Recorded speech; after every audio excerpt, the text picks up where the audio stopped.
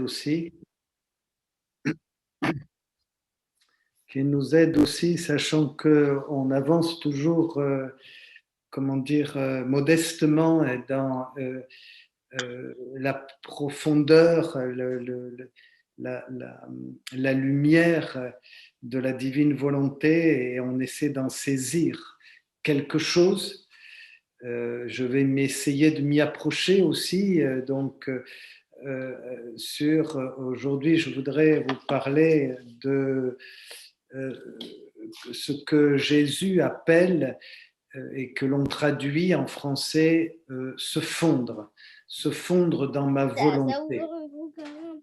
Et alors, je vais donc essayer de voir ça à travers les textes, d'essayer aussi de donner plusieurs interprétations françaises qui ont été transmises de la traduction italienne et espagnole.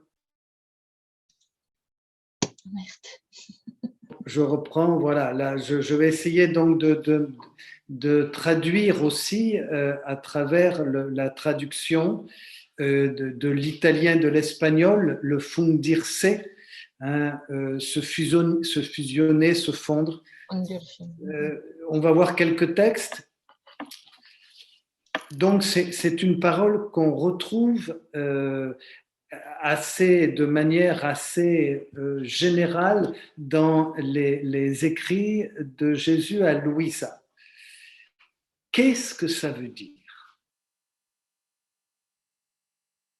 Autant être sincère et clair, je ne suis pas sûr vraiment d'avoir, et je préfère le dire, en lisant, relisant, piochant et connaissant l'espagnol, on peut s'approcher mais d'en trouver vraiment tout le sens, tellement dans les écrits de Jésus à Louisa, il y a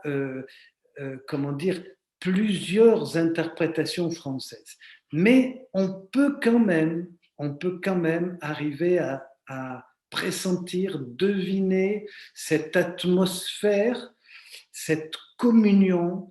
Je ne vais pas prendre trop de mots parce que sinon j'avancerai dans ce que je ne voudrais pas, de ce que Jésus souhaite vivre à Louisa. Retenez une chose que l'on reprendra dans le livre 17, c'est que pour Jésus, tel qu'il le dit lui-même dans les écrits, c'est l'acte, non pas un des actes les plus importants, mais l'acte le plus important de la vie.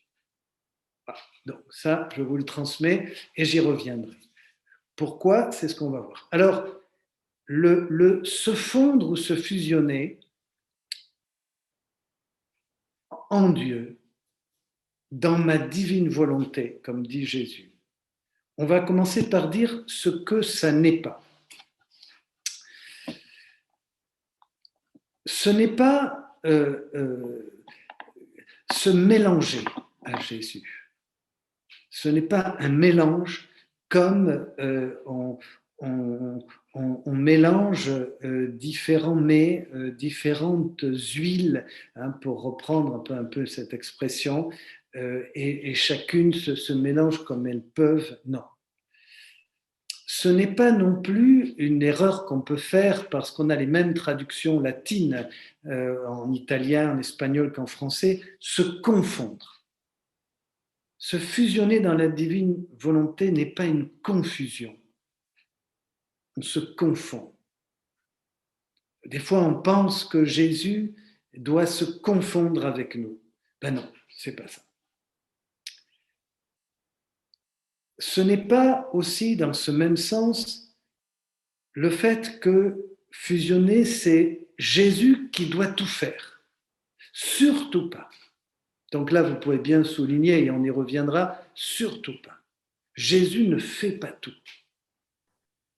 Jésus agit, et là on rejoint aussi ce que l'on connaît dans notre théologie, il agit en fonction de ce que nous lui permettons d'agir. C'est-à-dire, c'est la volonté humaine qui agit dans la volonté divine, dans la divine volonté. ce n'est pas non plus, on va y... Excusez-moi, ça se coupe, je ne sais pas pourquoi, peut-être. Ce n'est pas non plus donc un mélange ou une sorte de possession. Alors, le mot possession est toujours délicat parce que l'amour de Jésus, Saint Jean-Paul II disait, s'apparente à une possession. C'est une possession d'amour. Jésus veut nous posséder, mais c'est notre vocabulaire. Mais Jésus ne nous possède pas dans le sens, je précise, où nous perdrions notre acte d'être créé libre pour une relation d'amour. Je m'explique. Ce qui fait que Dieu nous aime, c'est qu'il nous crée pour un dialogue d'amour. Il n'y a plus de dialogue d'amour s'il n'y a plus de liberté. C'est facile à comprendre. Donc, ce n'est pas non plus se fondre comme totalement disparaître, comme si nous n'avions plus d'agir. Nous continuons d'agir parce que, à cause de cette relation d'amour, la volonté humaine prend l'initiative pour faire agir la volonté divine. Les actes deviennent motivés. Dieu nous donne ses attributs, ses dons.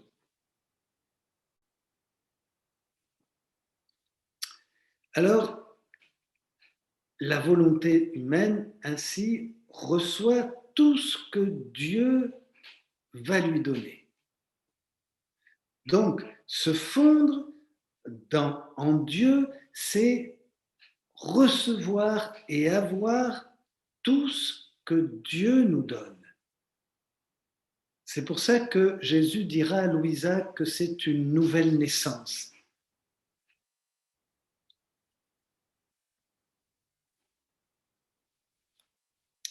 Alors, qu'est-ce que c'est? Donc, les mots que nous avons en français et que l'on retrouve, c'est une immersion en Dieu, devenir une résidence divine. Je reprends les mots qui nous sont traduits dans différents ouvrages et on va les reprendre. Louisa dira, en me fondant, je faisais mon travail intérieur, le 6 juin 1904.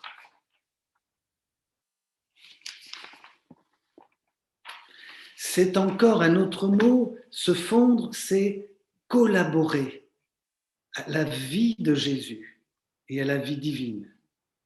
Un autre mot encore, se fondre, c'est une relation d'amour.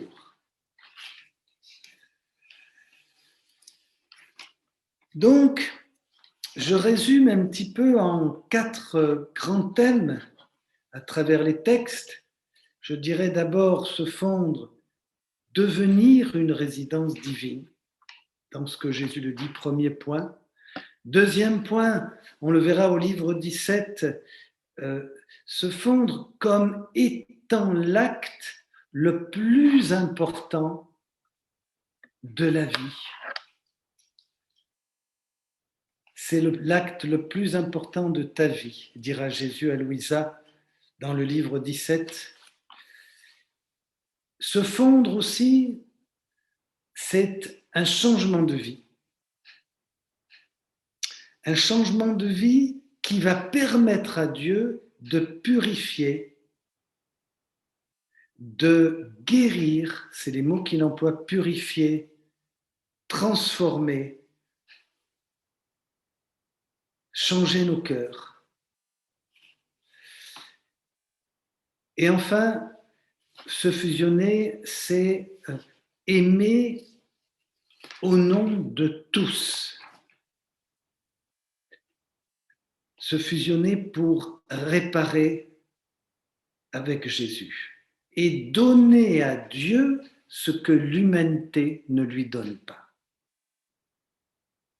Voilà, donc vous voyez, c'est un peu en résumé que je donne ces titres pour montrer que c'est donc se fusionner tel que Jésus en parle, c'est vraiment très actif. Alors commençons par le 6 juin 1904. Louisa parle et elle parle de cette habitation des personnes divines qu'elle ressent, évidemment. Elle, elle entre dans cette véritable communion. Elle voit, elle entend. Et il me semblait que le Fils s'unissait à moi. Et je ne faisais que le suivre. Tout était silence. Et là, elle dit, je ne faisais rien d'autre que de fusionner, entre parenthèses, la traduction nous dit m'identifier avec Dieu. Je continue pour entendre tout mon intérieur, mes affections, mes désirs, ma respiration, étaient dans une adoration continuelle. Je sentais que toute la divinité aussi opérait en moi. Et là, Jésus lui dit, en fait, tu ne fais rien d'autre que de donner ton âme comme résidence à la divinité. Donc, c'est intéressant cette première remarque parce que ça rejoint vraiment la résidence. Prêter ton âme à cette résidence divine.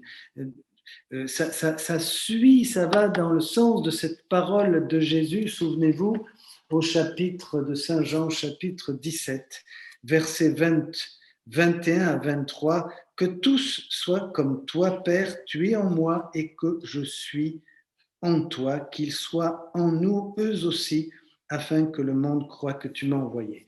Donc, prêter son âme, son cœur pour cette résidence divine.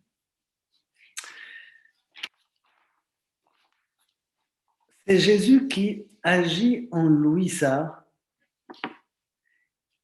et elle va répéter les œuvres de Jésus en elle, comme nous, chaque fois que nous entrons dans cette atmosphère d'amour et que nous laissons faire, nous agissons avec Dieu en union avec lui.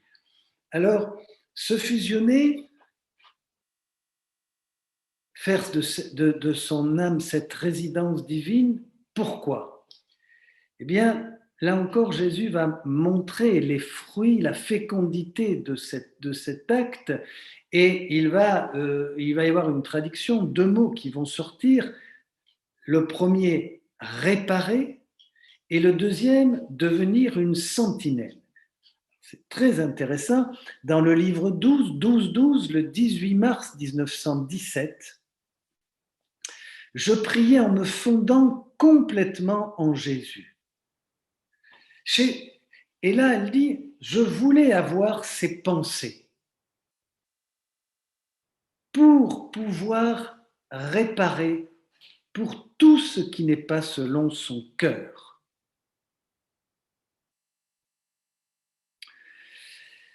Donc, je ai présenté ces réparations divines au Père. Donc, on voit bien que se fondre, c'est participer à cette réparation en prenant tout ce qui appartient en propre à Jésus, à Dieu. Donc, écoutez, ma fille, dit Jésus, pendant que j'étais sur la terre, mon humanité unissait toutes les pensées des créatures aux miennes. Et donc, là, Jésus reprend ainsi que tu sois un courant qui passe continuellement.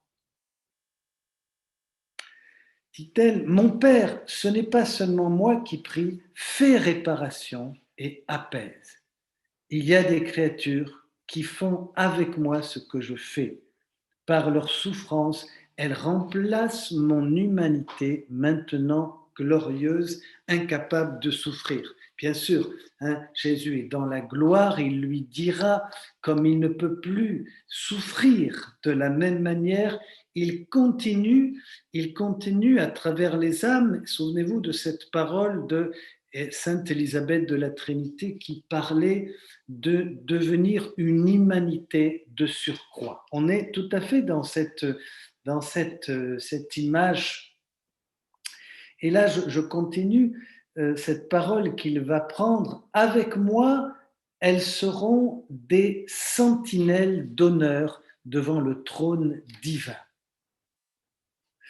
Par conséquent, que ta vie, dit Jésus, sur terre soit fondue dans la mienne. N'agis aucunement sans passer par moi. Je vous disais tout à l'heure, la volonté humaine agit dans la volonté divine. C'est toujours la volonté humaine et ce qui montre bien cet acte libre. Et Jésus dit, agis toujours, ne fais aucune action sans passer par moi. Chaque fois que tu te fonds en moi, donc on est encore, voyez, dans l'acte de la volonté humaine, chaque fois que toi, tu te fonds en moi, dit Jésus, je verse en toi des grâces nouvelles et une lumière nouvelle. C'est beau, c'est vraiment très très beau. Une grâce nouvelle et une lumière nouvelle. Souvenez-vous de ce passage dans la 13e heure de la Passion de Jésus, la 13e heure où Jésus est emprisonné. J'aime beaucoup reprendre ce petit passage, ce verset. Je le prends comme ça, comme une parole d'écriture, une prière que fait Jésus. Je la cite entièrement, vous pourrez la retrouver, la souligner. Jésus dit « Viens, ô mon âme, sois attentive à tout ce que tu me vois faire, pour le faire avec moi, afin que je puisse continuer ma vie en toi. » Je reprends parce que il y a tellement de choses dans cette phrase si belle. Viens, ô âme. C'est toujours l'appel de Dieu. Dieu appelle l'âme à s'unir, à réparer avec lui. C'est le gémissement de l'amour, de l'aimer qui appelle sa bien-aimée, comme dans le cantique. Il l'appelle « Viens, ô âme ». Sois attentive. On retrouve ces paroles très souvent dans les textes de Jésus. L'attention. Sois attentive à tout ce que tu me vois faire pour le faire avec moi,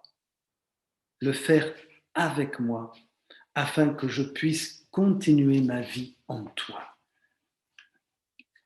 Jésus continue sa vie, il poursuit et achève, comme dit saint Paul, nous sommes cette continuation de la vie même du Christ. C'est merveilleux.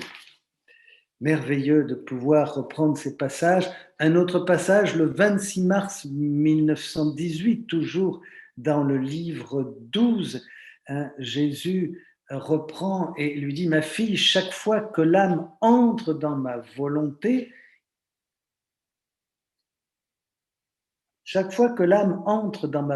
il prie, il travaille, il souffre, elle acquiert aussi des beautés nouvelles, plus grandes encore. »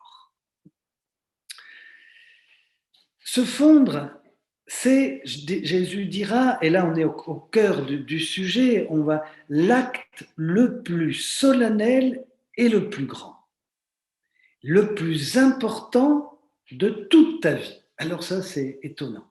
C'est étonnant, mais il faut le citer. On est au livre 17, le 4 janvier 1925, 17-27.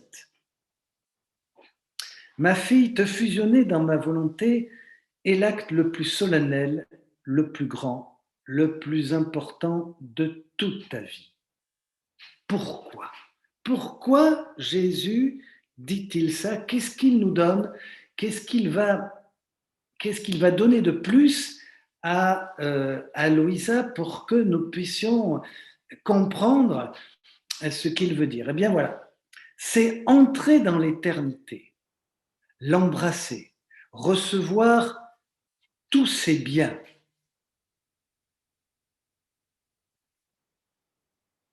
Lorsqu'une âme se fusionne dans la suprême volonté, tous viennent, donc là il parle du ciel, tous viennent y déposer ce qu'elles ont, les anges, les saints, les divinités. Difficile à aller plus loin, mais ce que l'on peut comprendre déjà, c'est qu'en montrant, en soulignant l'importance de cet acte, bien sûr, souvenez-vous, c'est l'acte qui va permettre d'entrer dans la prière, comme il est dit dans le livre 11, entre en moi. C'est l'acte qui va permettre de prendre ce que Jésus nous donne pour réparer avec lui. C'est aussi l'acte, ce premier acte de se fondre, cette immersion qui va permettre la vraie prière que sont les rondes de la création, de la sanctification, de la rédemption. On continue et vous voyez que là, on commence à avancer un petit peu plus comment Jésus, les mots qu'il prend et la manière dont il va montrer à Louisa ce qu'est se fondre, ce qu'est pour lui, ce qu'il veut dire, et la fécondité. Jésus dévoile aussi la fécondité de cet acte pour qu'on puisse le comprendre et en voir comme un grand écran aujourd'hui pour en voir tout le panorama. Lorsqu'une âme se fusionne dans la suprême volonté, tous viennent. Ils déposent, ils viennent tout déposer à cette âme, sachant qu'elles le font dans la divine volonté. En recevant ces biens auxquels elle joint ses propres actes, l'âme les multiplie dans la divine volonté et rend à tout le ciel double gloire et honneur.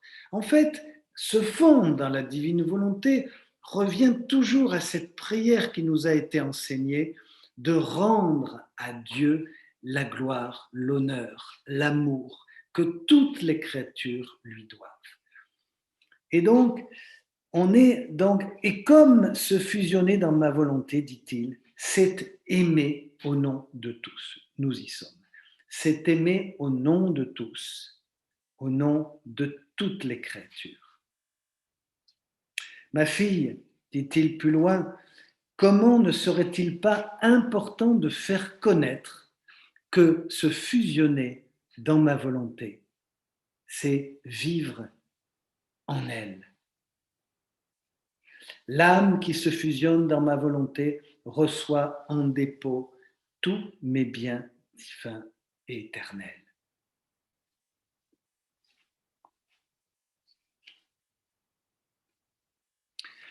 Tout ça ayant comme fruit l'attention à tout ce que Dieu fait. L'attention à tout ce que Dieu fait. Donc, se fusionner, on a vu un acte important, solennel, qui permet de donner, de rendre à Dieu honneur, gloire et louange, de réparer avec lui et de vivre un véritable changement de vie. Alors je prends ce mot, cette parole changement que Jésus va utiliser parce que ça m'interroge aussi comment après avoir été habitué, formé, préparé dans une catéchèse, une théologie, Jésus peut-il nous dire ce changement de vie, cette nouvelle naissance? Je fais une petite parenthèse, mais elle ne tient qu'à moi, donc ne la prenez pas comme une interprétation à 100% de ce que nous pouvons comprendre. Je pense à ce passage de Jésus dans l'évangile de Jean, dans ses premiers chapitres, au chapitre 1 et 3, et surtout dans ce dialogue de Jésus avec Nicodème. Souvenez-vous de ce savant, ce lettré qui vient dans la soirée par peur aussi d'être vu et qui va interroger Jésus parce que son cœur est touché, bouleversé. En fait, il est déjà en train de vivre ce que Jésus ce que Jésus va lui révéler, c'est-à-dire cette nouvelle naissance. Si tu ne nais pas d'en haut, dit Jésus, tu ne peux pas comprendre. Malgré toute la sagesse que tu as, tu ne peux pas, je cite de mémoire, mais vous vous souvenez bien de ce passage, et donc il va avoir un dialogue un peu humiliant d'une certaine manière, parce que Jésus va lui montrer que malgré tout son savoir, il faut naître de nouveau. Et Nicodème va rétorquer, comme dans ce dialogue entre rabbins, voyez, mais alors, comment moi, un vieux comme moi, si âgé, peut-il entrer encore dans le sein maternel? Souvent, on n'interprète pas bien cette parole, on oublie que dans le langage rabbinique, on parle comme ça, avec à la fois un mélange d'humour mais c'est très sérieux. Et Jésus lui montre bien, tu dois renaître de l'Esprit Saint. Donc voilà, j'assimile, moi je fais cette parenthèse, vous pouvez y réfléchir aussi, mais c'est toujours bon d'essayer d'approfondir, de voir aussi à travers ce que disent les Écritures, quand Jésus parle de ce changement de vie. Vous allez voir, ça va être plus éclairant dans ce que je vais vous lire maintenant. Le 25 juillet 1917, on est toujours dans le livre 12. Dans ce changement de vie, voilà ce que dit Jésus. Pour bien comprendre cet acte si important qu'est la fusion, il va nous dire ce que lui, il fait, la fécondité, le bienfait, toutes les bonnes choses qu'il y a à vivre et à entrer dans cette vie divine. Voilà ce qu'il dit. Tu dois savoir que l'acte le plus sublime, le plus héroïque qu'une âme puisse accomplir est de vivre et d'agir dans ma volonté.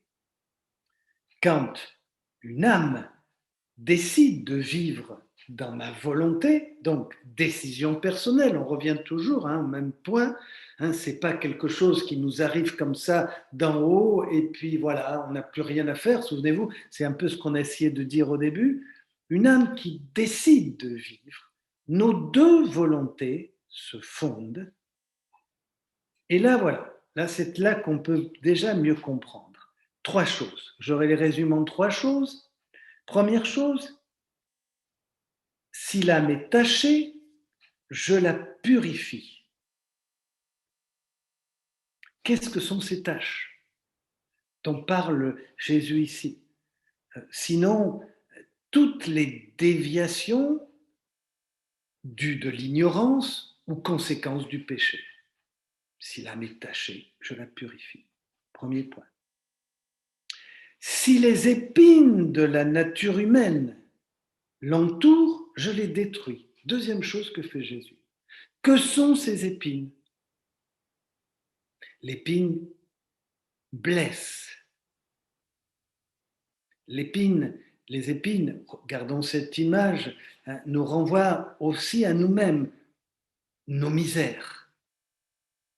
Toutes nos misères qui nous rabaissent, qui nous rappellent notre condition humaine, mais souvenez-vous, qui sont aussi cette matière première à travers laquelle Dieu sanctifie, transforme, purifie, élève. Donc, deuxième point, les épines, dit Jésus, de la nature humaine, si elle l'entoure, je les détruis.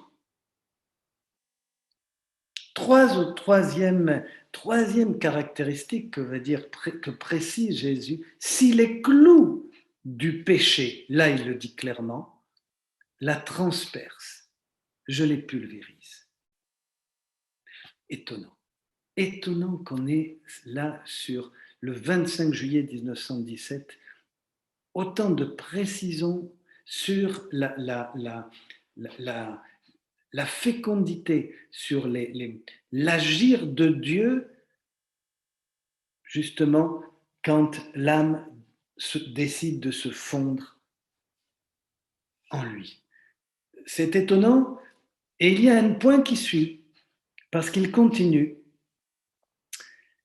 Rien de mauvais ne peut entrer dans ma volonté. Tous mes attributs, mes dons investissent l'âme et changent sa faiblesse en force. Et ça rappelle éminemment toute l'Écriture. Toute l'Écriture, seul Dieu, dit l'Écriture, change le mal en bien et change sa faiblesse en force, son ignorance en sagesse, sa misère, on en a parlé, et là il précise, en richesse, etc. C'est merveilleux, hein, c'est merveilleux, c'est vraiment tellement beau. Et change sa faiblesse en force, son ignorance en sagesse, sa misère en richesse. Et il y a le etc. aussi, ça m'étonne toujours. Jésus, etc. Et là, il précise, chez les autres âmes, autrement dit, les autres qui ne vont pas se fondre et vivre dans la divine volonté. Chez les autres, il y a toujours quelque chose qui reste de soi. Voilà, là nous sommes vraiment, je crois, à l'essentiel de ce qu'il faut comprendre. C'est ce reste de soi que nous connaissons parfaitement, cet ego, ce soi, ce moi, qui est toujours là. Quand on voudrait l'enterrer, il ressort, plus on essaie de ne pas l'écouter, et plus il va essayer de se manifester. Et c'est bien ce dont, ce qu'il faut entendre, c'est bien ce que la divine volonté, la vie dans la divine volonté va vraiment anéantir. Et là, c'est ce qu'il dit. Il y a toujours chez les autres ce quelque chose qui reste de soi. Comme disait Sainte Thérèse de l'Enfant Jésus, je cite de mémoire, corrigez-moi si vous avez la phrase parfaite où elle dit à un moment donné, même nos tâches les plus saintes et même nos œuvres, nos actes les plus saints, les plus vertueux sont entachés de nous-mêmes. Et là, elle dit, il y a toujours quelque chose qui reste de soi, mais je remplis entièrement de moi cette âme toute dépouillée d'elle-même. Donc, je dirais que le dernier point dans ce paragraphe, hein, c'est Jésus purifie, libère, détruit le soi, c'est le changement de vie. C'est là où vraiment on peut comprendre ce changement de vie. Il ne sera pas nécessairement sensible, mais il y aura quand même ce ressenti de voir ce que Jésus est en train d'opérer et de faire en nous. Jésus nous équipe de tous ses attributs et de ses dons pour que nous agissions.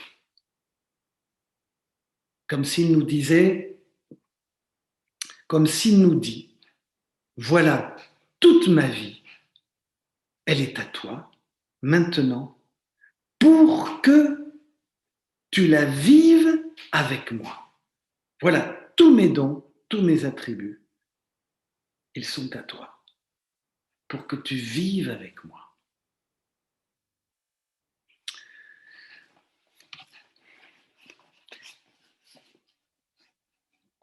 Donc, on a dit un changement de vie.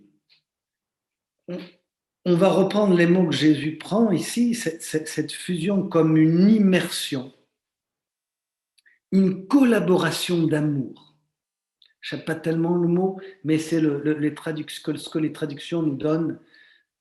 Souvenez-vous qu'on n'est pas au terme d'une traduction définitive, donc c'est ce qu'il faut dire aussi, hein, et même à ceux qui pourraient contester, etc., on est dans l'attente, hein, d'une traduction officielle. Enfin, je dirais, il y a une traduction qui a été légiférée, reçue, mais l'ultime travail, la prochaine grande œuvre de cet ouvrage, ça sera une traduction entendue par et traduite dans toutes les langues et qu'elle soit identique et la même.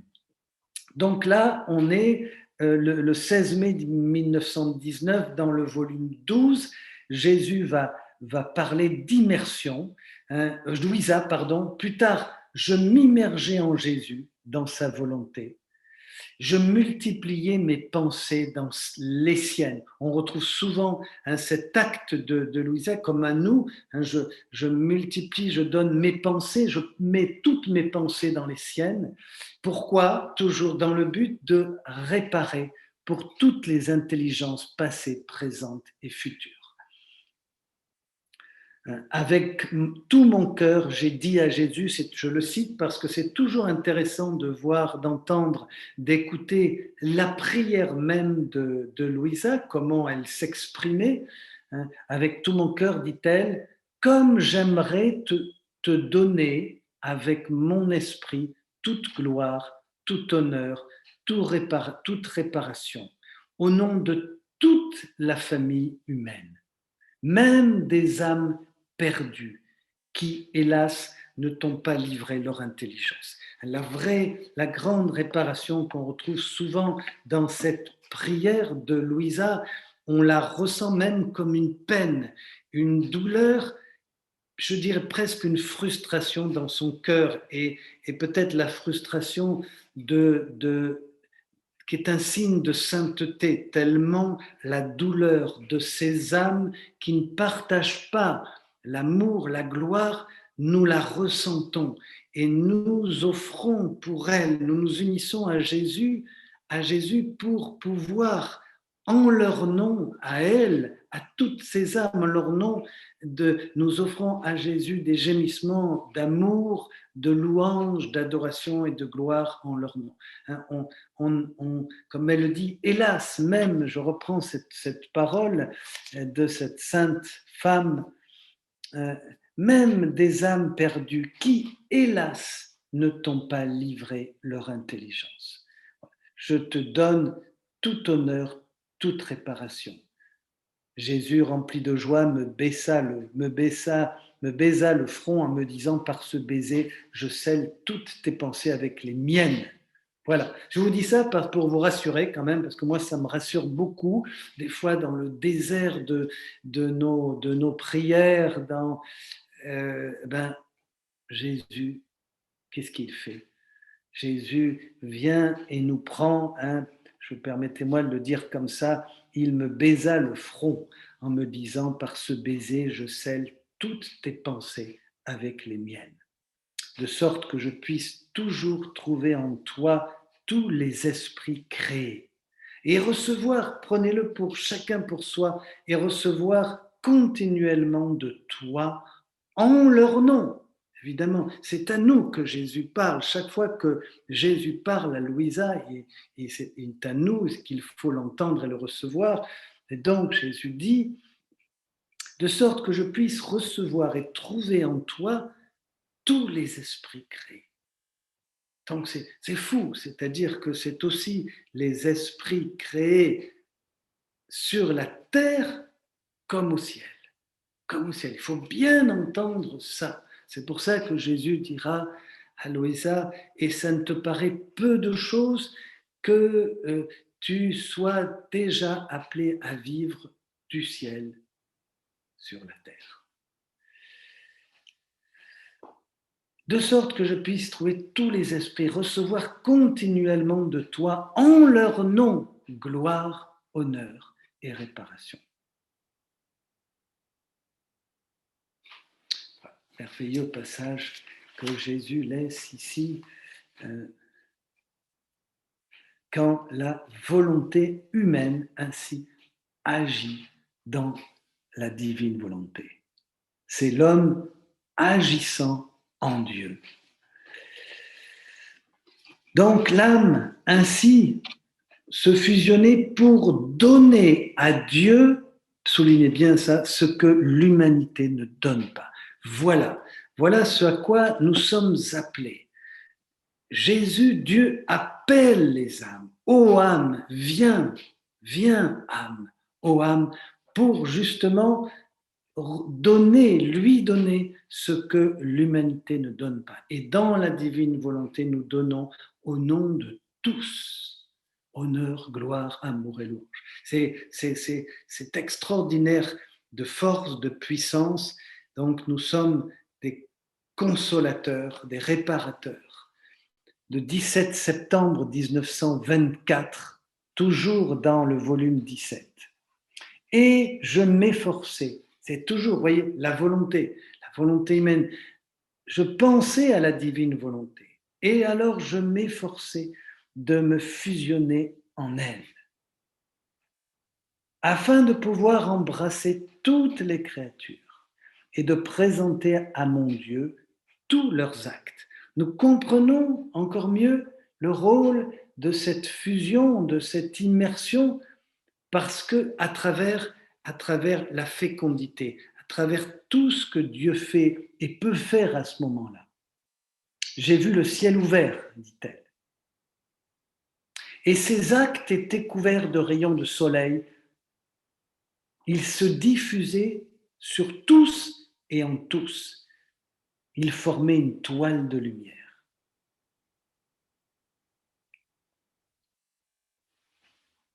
Dès qu'une âme veut se fusionner en ma volonté, dit Jésus, pour embrasser toutes les créatures, ma volonté se transforme en un soleil qui blesse cette âme et la transforme en un autre soleil.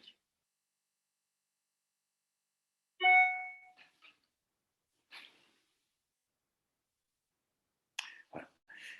Toutes les créatures devenaient ces rayons. L'âme aime, glorifie le Créateur et fait réparation au nom de toutes les créatures. Finalement, l'unique désir de la divinité, quel est-il? Il est don, il est communication, il est communication avec la créature. Et la meilleure correspondance que la créature va trouver avec son créateur, c'est quand elle peut se fondre et devenir une aide pour toute l'humanité. Quand l'âme se fond dans la divine volonté, elle est une aide, puisqu'elle répare, elle adore au nom de toutes les créatures, elle rend gloire, honneur et louange à Dieu en correspondant au nom de toutes les créatures. Elle est une aide pour toute la création. Vous voyez, comme c'est quand même immense, immense. Là, on touche, on déborde évidemment le cadre de nos frontières, je dirais, spirituelles et même théologiques. Donc, on ose le dire en essayant de balbutier dans ces paroles qui vont très loin. Cette âme qui missionne partout avec sa volonté humaine unie à Dieu. Elle missionne partout. C'est pour ça que j'aime tellement penser que l'âme qui vit dans la divine volonté, il n'y a pas plus missionnaire. Donc pour nous, pour vous et moi qui nous sentons déchirés, interpellés dans ce monde sans espérance, permettez-moi de le dire, ce monde de confusion que nous vivons en ce moment, de pensées qui se croisent en transversale, où chacun essaie d'avoir une philosophie juste. Nous, on est là pour embrasser et toutes ces pensées et comme missionnaires dans la divine volonté, vraiment des vrais missionnaires qui font infiniment plus que si je rassemblais les trois quarts de ma paroisse à prêcher, infiniment plus. Vous faites infiniment plus chaque fois que vous vous unissez. Et là, on comprend très bien en se fusionnant de cette manière-là. Bien sûr, c'est plus austère parce que nous le vivons aussi dans la douleur et la souffrance de cette solitude que nous ressentons devant ce méli-mélo de pensée. Mais nous sommes missionnaires continuellement, agissant ainsi, nous fusionnons continuellement partout. C'est en regardant Louisa qu'on découvre ce qu'est notre vraie mission ici. Regardez, le 6 octobre justement 1924, toujours dans le livre 17, un peu plus loin, je m'immergeais totalement dans la sainte et divine volonté, et bougeant en moi, mon doux Jésus me dit, mais comme il est beau cette immersion dans ma volonté. Comme il est grand. Tu t'unis ainsi à mon cœur. Et ainsi le cœur humain prend son envol pour se retrouver avec son Créateur. Donc là, on voit bien que et ça, c'est pas du ressenti, non. Mais là, on voit bien, Jésus nous montre toute la fécondité. Le cœur humain prend son envol pour être avec son Créateur. Comme dans chaque ronde, il y a toujours cet envol. Et enfin, si se fusionner permet de donner au nom de tous à Dieu, se fusionner, c'est aimer au nom de tous. Le 4 janvier 1925, au livre 17, le plus important de ta vie, dit Jésus. Il te reste à faire cette chose si importante, te fusionner dans la divine volonté. Cette chose si importante. Selon ma manière habituelle, dit-elle, je commençais à le faire. Alors il m'a semblé que les cieux s'ouvraient, que toute la cour céleste venait vers moi. Et Jésus de dire, ainsi, comme se fusionner dans ma volonté, c'est aimer au nom de tous, pour ne pas être ainsi aimé au nom de tous. Je dépose en elle tous les biens de tous.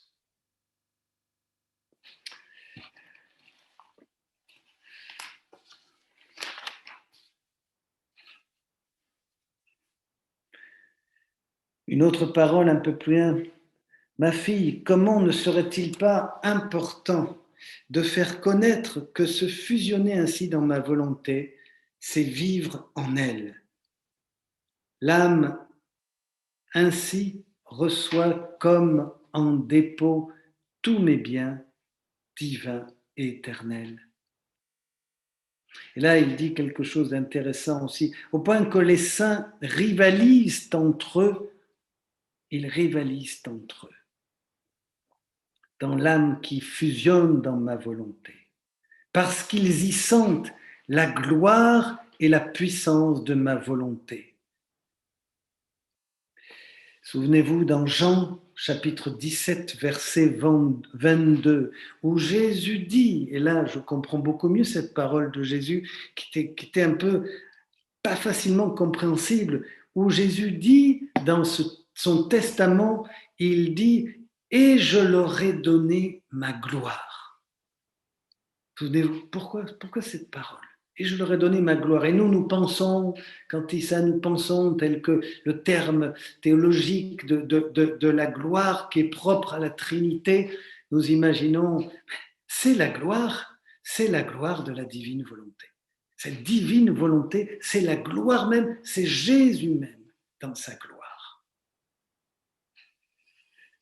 Je leur ai donné ma gloire. Et évidemment, les saints rivalisent. On comprend mieux que le ciel s'ouvre, comme dit le soleil, puisque c'est la vie même du ciel.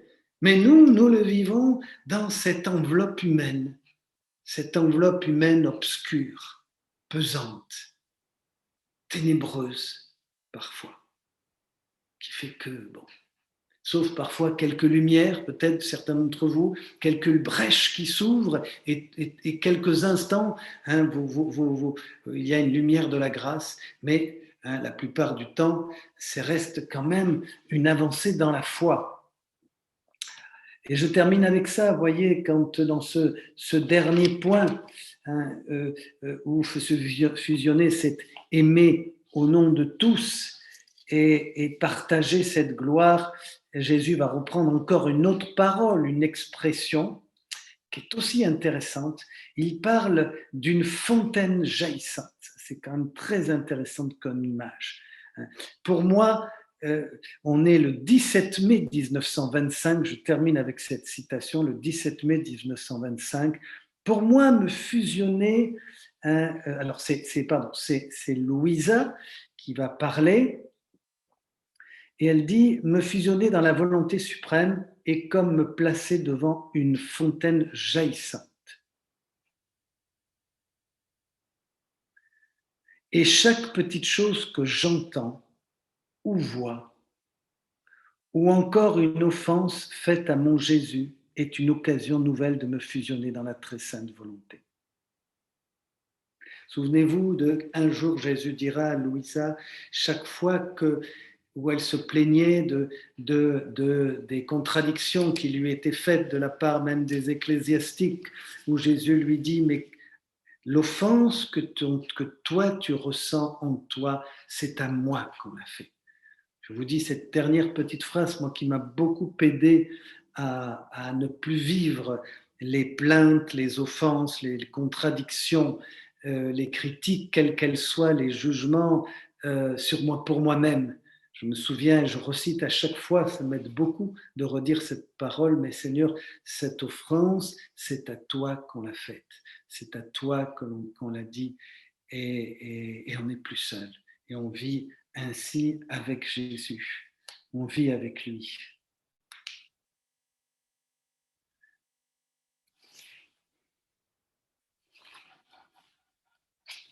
Je termine avec cette belle image. Hein. L'amour et la jalousie de ma volonté, dit Jésus, envers la créature sont telles que si elle veut penser, ma volonté se fait penser pour elle. Si elle veut regarder, ma volonté se fait regard pour elle.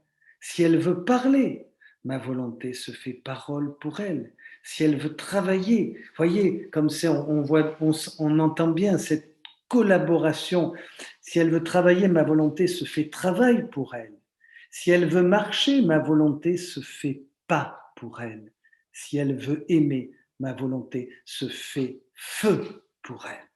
Merveilleux, c'est merveilleux. Mais c'est toujours, si l'âme veut, ce n'est pas, donc encore une fois, je répète ce que je dis, pardon, hein, c'est pas l'âme qui se fond, elle ne fait plus rien, hein, mais il le dit bien, si elle veut marcher, elle se fait pas. Si elle veut travailler, donc elle se fait travail, et si elle veut, voilà, c'est ça que, si ma volonté se fait feu en elle.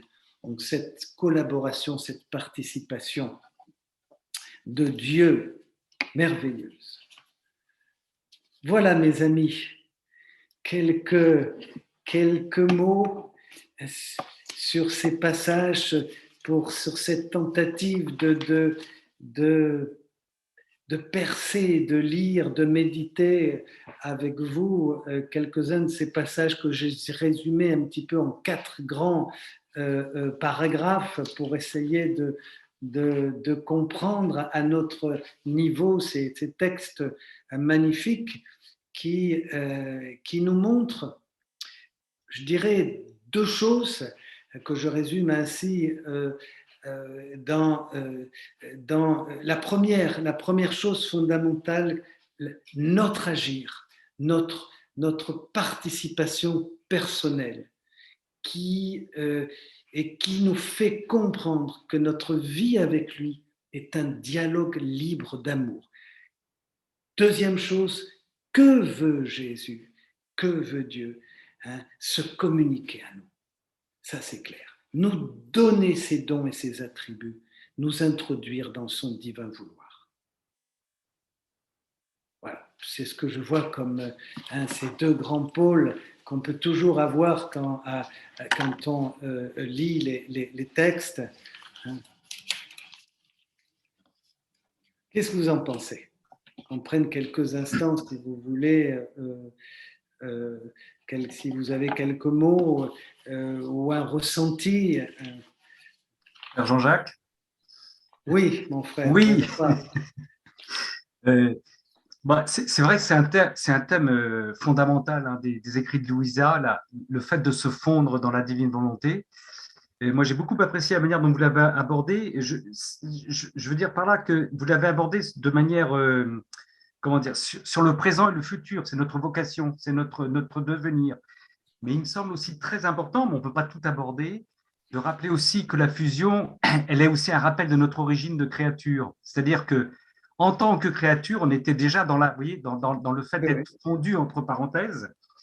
Et ça nous rappelle, se fondre, c'est pas simplement une métanoïa, enfin une conversion, un chemin. On en vient, on en vient. Et ça, c'est énorme parce que avec même pour les chrétiens qui sont très égaux, très se rappeler que nous sommes des créatures et que nous étions déjà nous dépendons de Dieu, c'est énorme. Je me permets juste de vous lire un petit passage, 3 lignes que j'ai lu dans le livre 2. Jésus dit à Louisa, l'homme qui se connaît bien ressemble à ces personnes qui voyagent en bateau à vapeur. Sans faire un seul pas, elles entreprennent de longs voyages, mais tout se fait grâce au bateau qui les porte. Et tout se fait grâce au bateau qui les porte. Et juste en haut, il insiste beaucoup en disant qu'il faut qu'on est tous appelés à nous connaître nous-mêmes pour mieux connaître Dieu. La connaissance de soi et la connaissance de Dieu vont de pair. Quand l'âme a appris à se connaître, elle réalise que seule, elle ne peut rien faire de bien. En conséquence, son ombre, c'est-à-dire son être, se transforme en Dieu. Elle en vient à tout faire en Dieu. Et ça me semble aussi important par rapport à votre thème de rappeler que la fusion, elle est aussi, ça rappelle Saint Paul, je n'ai pas les références, mais vous savez, avant de naître, on était déjà dans la pensée de Dieu. Exactement. Merci, mon frère. Merci, très éclairant. Et c'est bien, vous faites bien de me préciser. Et quelle belle image il faudra, je vous invite tous à reprendre. Peut-être y a-t-il une date sur ce livre 2, Le bateau à vapeur, c'est une belle métaphore. 2 juin 1899. 10 juin. Voilà. 2 juin 1899. Oui, la métaphore du bateau à vapeur est pas mal. Très intéressant sur cette image. C'est le tome 2. Tome 2, oui. Merci.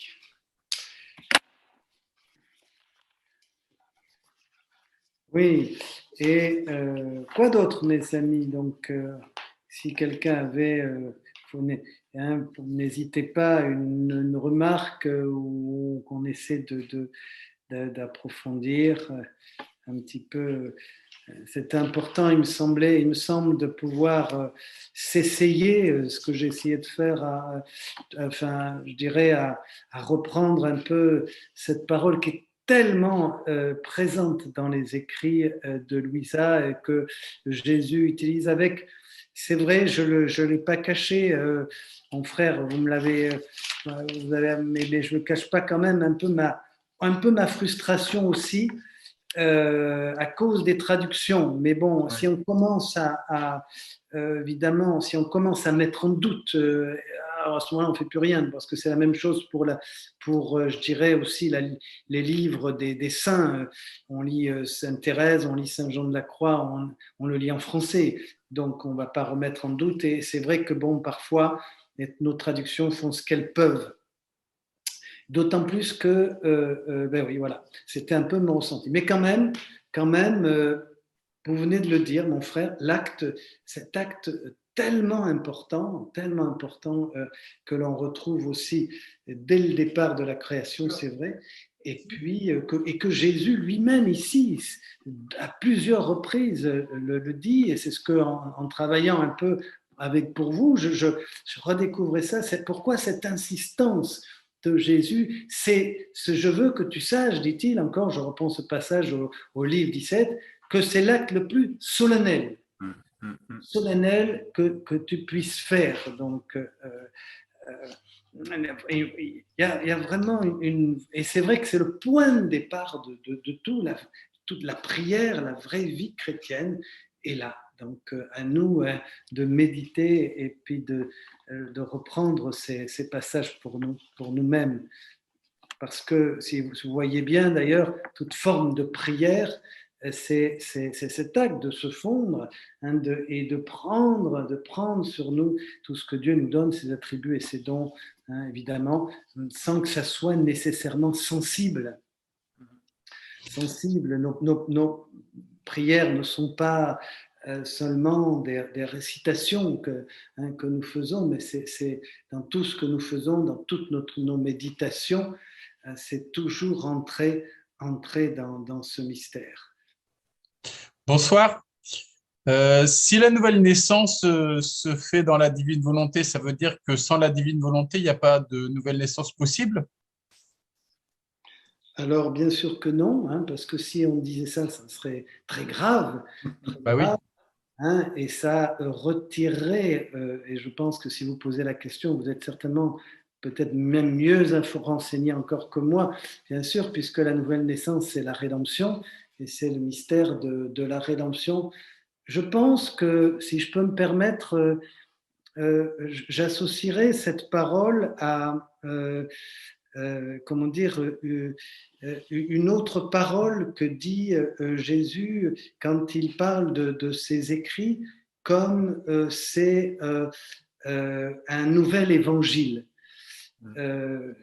Pareil, quand j'ai lu ce passage, moi, dans mon esprit aussi, je dirais assez fermé, je dirais, par rapport à ce que j'ai reçu et ma théologie, je me suis dit, mais comment peut-on dire, est-ce que ça est alors la parole de Dieu, l'évangile, voilà. En fait, Jésus ne vient pas donc retirer ce qui existe déjà ou annuler et mettre un terme au mystère de la rédemption ou à la parole de Dieu. Ça se situe, je crois, dans une vraie, moi je l'entends comme une continuité, puisque bon, c'est comme le mystère de la Pâque, je dirais. On continue de vivre de la Pâque. Chaque journée, est une mort et une résurrection. Donc c'est dans ce sens-là que je dirais, et une nouvelle naissance. Voilà, c'est dans ce sens actif que je le comprends, mon frère. Une petite question, mon père. Simplement vous le dire comme moi, je le comprends. Et voilà, un petit peu dans cet esprit-là. Une petite question, mon père, s'il te plaît. Oui. Allô? Oui. Oui, allez, Robert. Oui, d'accord. Donc, c'est par rapport à toujours Jésus avec Nicodème, quand il dit comment puis-je vous expliquer, enfin, si vous ne comprenez pas les choses de la terre, comment vous expliquer les choses du ciel? Ça rejoint un peu ça, peut-être? Oui. Oui. C'est ce que je citais tout à l'heure, ce passage qui m'est venu de livre de Nicodème. C'était une interprétation personnelle, comme je vous l'ai précisé. Donc, bon, c'est un peu comme ça que j'essaie de comprendre et d'assimiler, effectivement. Merci, Robert, pour cette remarque. Si je peux me permettre, enfin, juste par rapport à ce qu'a dit Jean-Louis, la divine volonté, enfin, je vais être un peu provoquant, c'est pas un nouveau label divin créé après la rédemption par Dieu. Il me semble que si on lit bien ce que dit Jésus à Louisa, la divine volonté, c'est le fiat de la création, le fiat de la rédemption, le fiat de la divine volonté, de la nouvelle sainteté. C'est-à-dire, c'est la même volonté. Maintenant, elle éclot, elle s'épanouit, elle nous attend, elle nous est proposée, mais je veux dire par là, cette volonté, elle est dès le départ, quoi. C'est celle qui nous a donné la vie, c'est celle qui nous rachète, qui nous propose le baptême, c'est celle qui nous propose d'entrer dans la sainteté, quoi, il me semble-t-il. Tout à fait, merci. Et comme vous venez de le dire, c'est celle que nous recevons, que l'on retrouve dans le livre de la Genèse, c'est le souffle, la laine de vie, comme dit l'Écriture. Donc,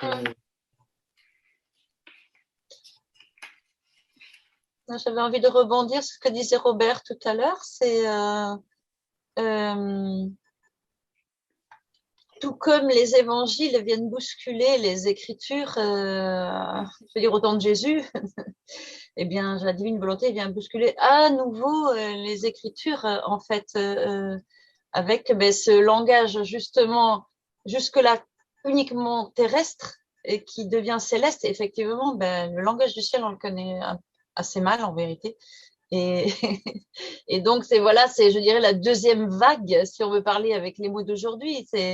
Les évangiles ont bousculé les anciennes écritures. L'évangile de la divine volonté vient bousculer tout le reste et l'ajuster encore mieux, peut-être.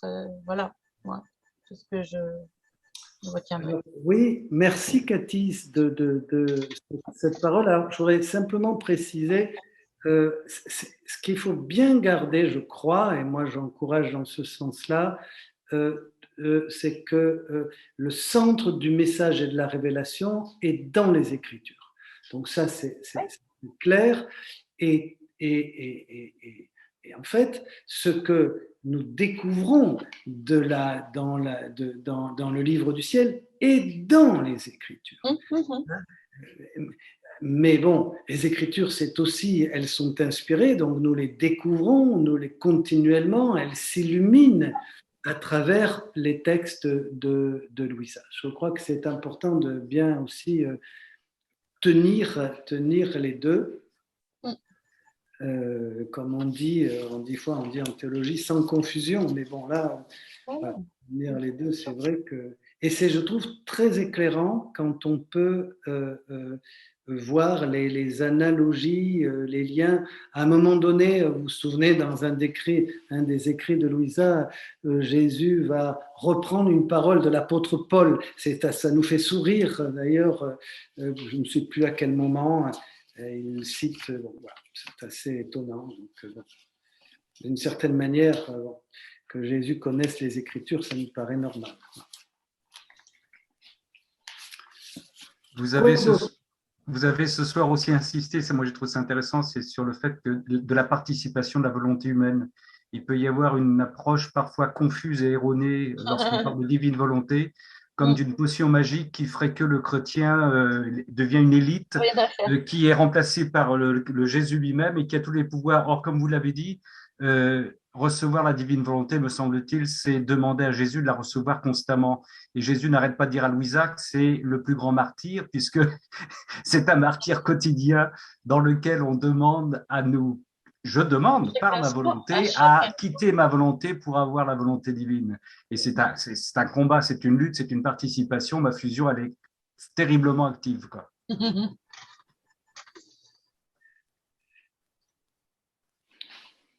Merci. D'où l'attention continuelle.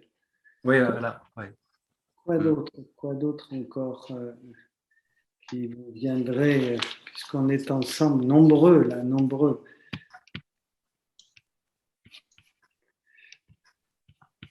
J'espère que ça vous a intéressé. Ça, c'était quand même intéressant. Moi, ça m'a beaucoup intéressé de le préparer, en tout cas, de piocher, de chercher. J'ai demandé à mes confrères, voilà aussi,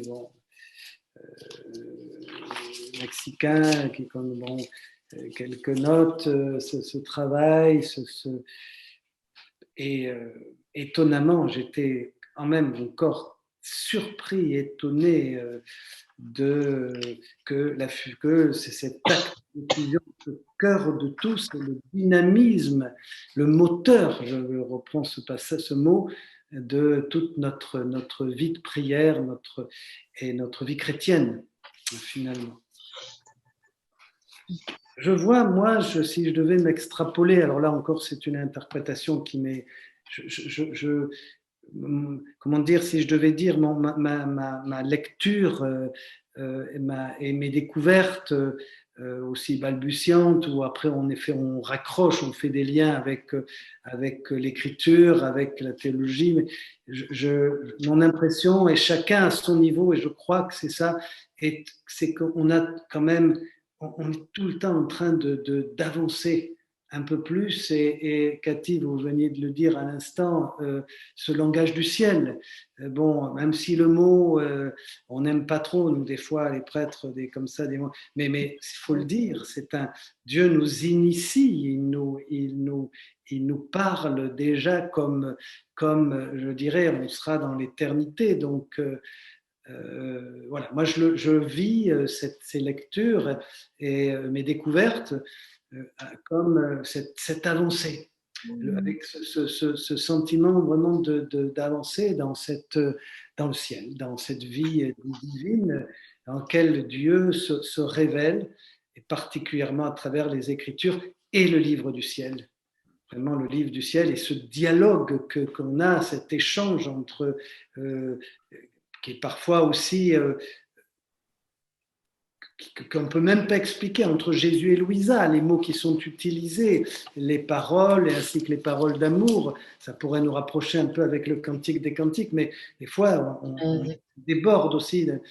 Donc là, j'ai vraiment l'impression d'avancer, d'aller encore plus loin, de grandir, d'une croissance continuelle. Je crois que c'est certainement l'expérience de beaucoup d'entre vous, hein, plus que l'explicitation, hein, cette intuition, hein, vraiment que ce dialogue, cet échange nous correspond et nous fait participer. C'est le deuxième point aussi de mon ressenti, c'est que on lit le livre du ciel, on participe. C'est comme s'il y a un déclenchement actif personnel qui fait, ce n'est pas comme lire quelque chose d'un beau passage, je veux dire, si je devais, j'aime beaucoup les pères de l'Église, et comme un très beau commentaire d'un des pères de l'Église, etc., magnifiquement, avec toute la poésie qu'ils ont, bon, mais c'est bien. Mais là, tout de suite interpellé, m'a ressenti comme une part active. Jésus parle à Louisa, c'est à moi qu'il parle. Voilà, c'est mon ressenti, je vous le dis. Du bonheur et du plaisir que j'ai à avancer dans ces livres.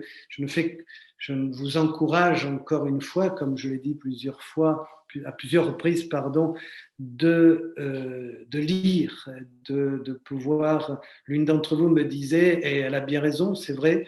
Alors il faut acheter les livres, il faut se procurer les ouvrages. C'est vrai que c'est. Oui, bon, c'est sûr, ils sont pas chers, mais enfin, c'est pas accessible comme ça pourrait être. On veut donner envie et en même temps, il y a cette petite barrière. Pour nous, dans la métropole, c'est plus facile. Dans certaines de nos îles ou en Guyane où j'étais, c'est moins facile. Mais c'est vrai que c'est cette lecture continue qui nous fait vraiment découvrir ces lumières. Oui. Après, moi, j'ai envie quand même justement de préciser vis-à-vis de cette peut-être difficulté qu'il peut y avoir au niveau de l'acquisition des écrits. On a quand même le travail magnifique qui est fait par Vincent et Catherine au Canada, donc où on a tous les écrits de Louisa qui sont en PDF sur le site carrefourdivinevolonté.com. Donc ça, c'est quand même déjà un avantage pour qui n'a pas forcément les moyens financiers de se permettre d'acquérir tous les écrits. Il y a aussi, je mets en deuxième position parce que c'est les moins chers, l'association Luisa Picaretta France qui édite tous les volumes à raison d'un volume qui contient 3 tomes au prix de 7 € si on est adhérent et de 10 € si on est non adhérent. C'est-à-dire que c'est 3 fois moins cher en vérité que Résia, qui est une très belle édition, je le reconnais, mais qui a quand même un coût quand même nettement supérieur, quoi. Voilà. Donc, à savoir que tout cela existe. Après, chacun selon ses moyens et ses possibilités. Il y en a environ, je dirais, pour tous les goûts et toutes les bourses. Voilà. Et puis les vidéos, je pense, hein, les différentes vidéos de plusieurs, Hyper Chonang, voilà, Père Dominique, et puis plein d'autres vidéos aussi. Je crois qu'il y a des vidéos aussi faites et traduites en français. Donc, il y a beaucoup de choses, de belles choses que nous avons. Alléluia, gloire à Dieu. Amen. Amen.